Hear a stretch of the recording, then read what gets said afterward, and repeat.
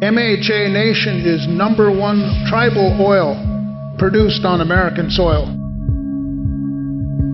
I was basically being used as a janitor to clean up his byproducts there. Tex saw somebody that could go out and make him money while he was chairman.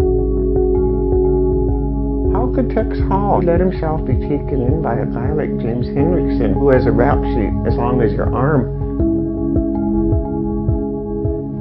They basically made a midnight run out here and dumped Casey's body.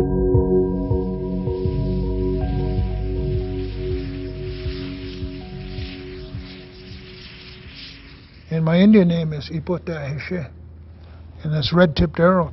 That was my father's name.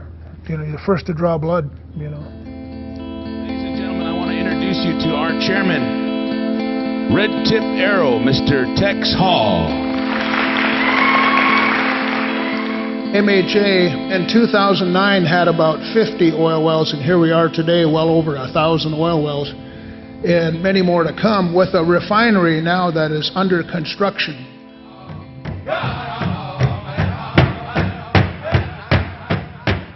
In April, Tex Hall hosted his 3rd annual Oil and Gas Expo.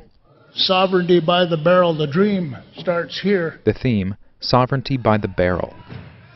As the 3-term tribal leader of the Mandan, Hidatsa, and Arikara Nation, Tex Hall oversaw the boom years of oil development on North Dakota's Fort Berthold Indian Reservation.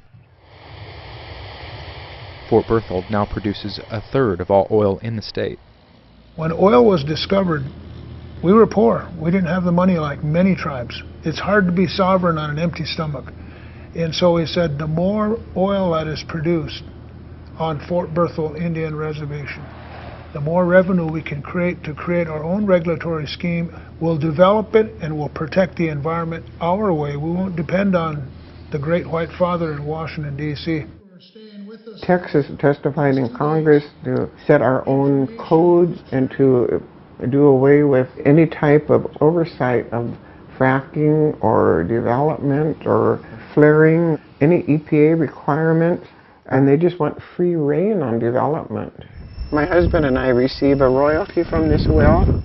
Oil revenue has helped Marilyn Hudson's family afford better medical care, but Chairman Hall's coziness with the industry always concerned her. I call this file Tex Hall Waterloo.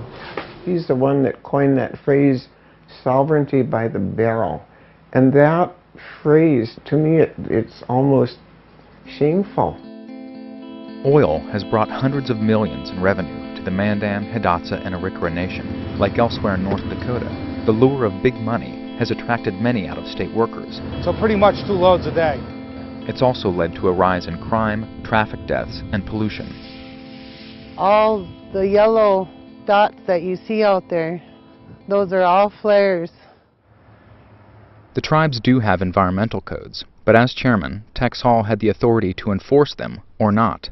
For example, when 1 million gallons of toxic brine spilled on the reservation last summer, threatening tribal drinking water, even the tribe's own environmental director, Edmund Baker, did not know the extent of contamination. The area down there has been put in the national media the largest spill on any Indian reservation of this kind. It was completely discouraging for me as an environmental director, not only in that capacity, but as a tribal member, that things were withheld. I think generally it's safe to say there's conflict of interest there. With so much money and outsiders coming onto the reservation, Tex Hall was in a unique position to both regulate the oil boom and profit from it. While he was tribal chairman, Tex Hall owned a private oil company on the side called Mahishu, basically seeking contracts from the same industry he was supposed to keep in check. It's entirely legal to have a business. So I had a business, and the people elected me partly because of my business skills. Yeah, and I'm able to go toe-to-toe with anybody from Marathon or Kodiak or whatever oil company because I know the business. Tex saw somebody that could go out and make him money, and while he was chairman. That somebody was James Henriksen. In 2011, Henriksen and his soon-to-be wife, Sarah Creveling, were looking for access to Fort Berthold's oil bonanza. To do that, they needed a tribal partner. Henriksen first called Steve Kelly, a tribal member with a trucking company. James Henriksen called me from Texas and told me he had 10 trucks and he wanted to come up here and sublease. So I said, come on up. Very nice looking guy, charismatic, very muscular. Sarah, very nice looking lady, very smart. As James Henriksen had always asked me, he'd say, who's the chief? Who's the chief? Who's the main guy? Who's running the show here? And I said, well, Tex Hall is. Within a year, Henriksen and Creveling had endeared themselves to the tribal chairman. They subleased with Tex Hall's company, Malay, and set up an office in his garage. What Tex Hall and others on Fort Berthold did not realize then is that Henriksen already had a long history of felony convictions in Oregon, including burglary, theft, and assault. James Henriksen, if anybody had investigated his background, they would have found a rap sheet a mile long. He came on this reservation and he started to take advantage of people. And who helped him do that? Tex did. Working for the chairman gave Henriksen and his company Blackstone access and prestige on the reservation. All this stuff was working in 2013, 2012. Steve Kelly began to lose jobs to Tex Hall and his new partner. I said, you know, the chairman seems to be involved here and seems to be supporting Blackstone. I said, why is my chairman supporting a non-union company here on the res over me? The relationship between James Henriksen and Tex Hall was also personal. As in any small town, people on the reservation began to talk. Take a look at this one here. This is they're on the little paddle boats in Hawaii. Marilyn Hudson and others learned about Tex Hall and James Henriksen's Hawaiian vacation on the internet. Here's Henriksen. Here is his wife Sarah, and this is Tiffany, that Tex's girlfriend. And then there's Tex. Indian people have a real sense of humor. It probably helped them survive so well. So there's been so many comments about these pictures. What's your relationship with James Henriksen and Blackstone? No relationship. Previously, you know, like end of 2011, 2012, they were a Blackstone was and Henriksen is involved in Blackstone was a subcontractor for my issue, and then they were terminated. You know, so no relationship. There was a photograph circulating about with you and him in Hawaii. You seem to have a close relationship. 2012, he had a subcontract in 2012, but we're talking what, 2 years ago? Past that last trailer. Several months after he evicted Henriksen and Blackstone, Tex Hall asked Edmund Baker to remove hazardous waste from his property. I was texted by Mr. Hall saying that I have a few frac socks near my shop. Can you come take care of them?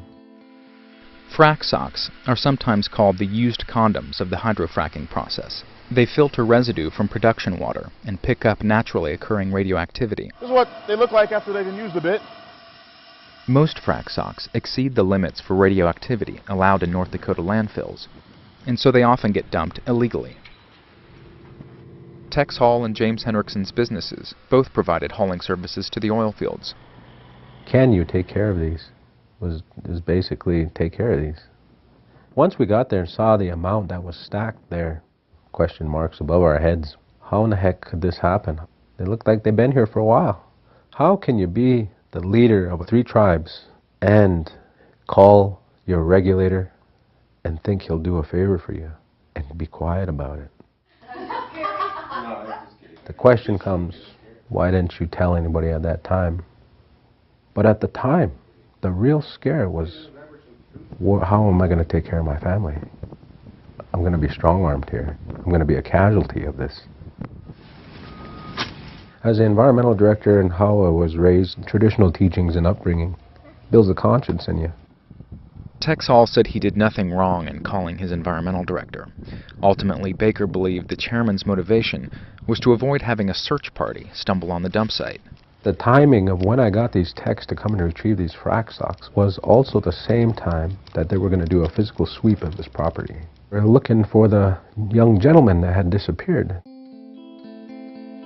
Christopher Casey Clark had worked for James Henriksen at Blackstone. According to people close to him, the 2 men had a falling out over money. Clark was last heard from on his way to meet Henriksen on Tex Hall's property.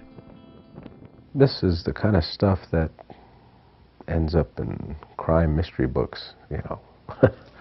The possibility of finding a body on the property totally eclipses the frack sock thing. People are afraid to get involved, knowing that Blackstone was connected to Mahishu, to Tex. You know, nobody wanted to get on the wrong side of that. But it doesn't take away from the fact that somebody's child is missing out here. This is Casey's house. This is where he lived. Casey Clark went missing almost 3 years ago, but Lissa Yellowbird Chase hasn't given up searching for his body. A former bounty hunter, Yellowbird devotes her free time to finding missing people, living and dead.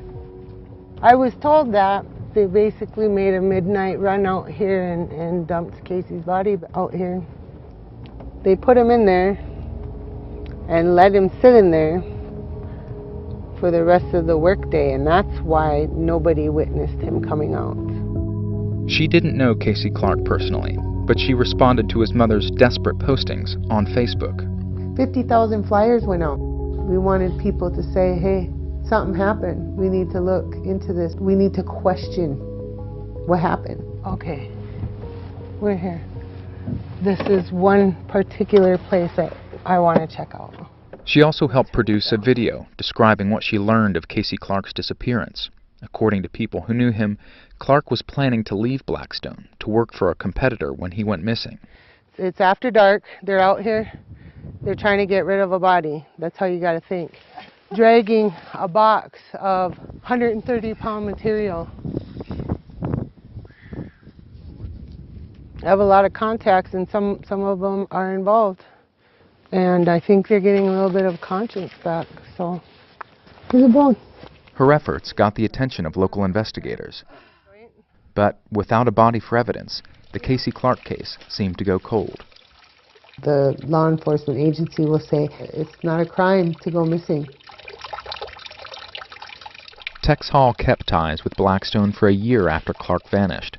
During that time, Blackstone collected more than $500,000 from the tribes. Tex Hall approved those invoices without disclosing his conflict of interest.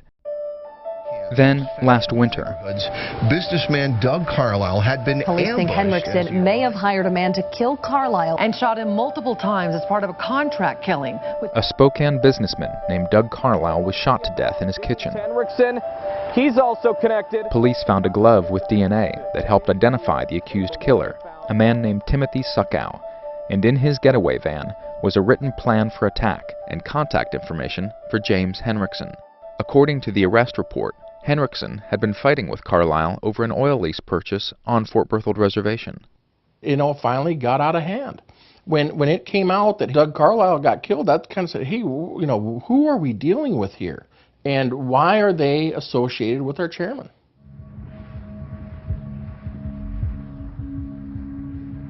After reading the arrest report, the tribe's attorney, Damon Williams, began investigating Henriksen and Blackstone. First of all, I'm just like, man, this is a horrific murder, you know. Then you flip to the back of the report and it starts talking about Tex. It starts talking about the 3 affiliated tribes. It starts talking about murder in all these companies.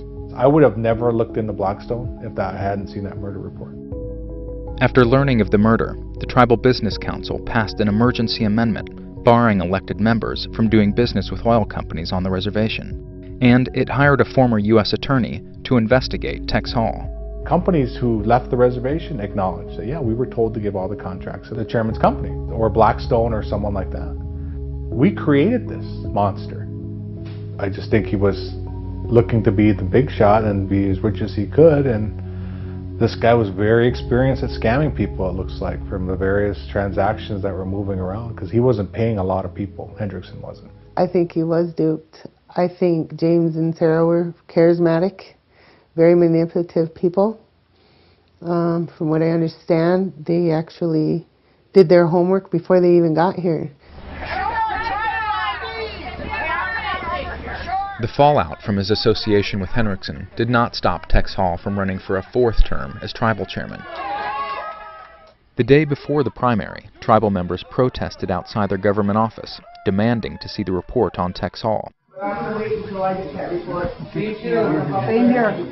it were findings that the chairman had run a virtual joint venture with Henriksen and Creveling and shared in Blackstone's profits. Because, you know, ever since we read this, we've had to carry it around on our shoulders because we knew what we had to do with it.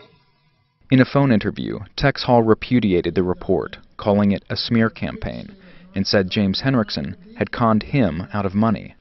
We tell everybody when we testify and where we go that we're the Mandan, Hidatsa, the Rickaron. Tex Hall came in 4th place in the primary. That same day, James Henriksen was federally charged with 2 counts of murder for hire in the deaths of Casey Clark and Doug Carlisle.